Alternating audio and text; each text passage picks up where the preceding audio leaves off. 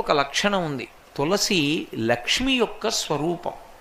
తులసి ఈ భూమి మీద పుట్టినటువంటిది మొట్టమొదట ఎక్కడి నుంచి పుట్టింది అంటే బీజము నుంచి వచ్చింది కాదు.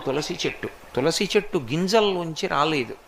తులసి చెట్టు వృంద అనబడేటటువంటి మహాపతివ్రత యొక్క శరీరము దగ్ధమైనప్పుడు ఏర్పడినటువంటి బూదిలోంచి విత్తనాలు చేశారు బ్రహ్మగారి యొక్క అనుగ్రహం చేత. ఆ విత్తనములను చల్లితే అందులోంచి తులసి పుట్టింది.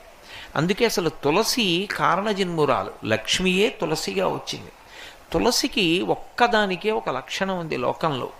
తులసి సమస్త పాపములను హరిస్తుంది. ఎందుచేత హరిస్తుంది అంటే దాని గురించి పురాణంలో ఒక మాట ఉంది.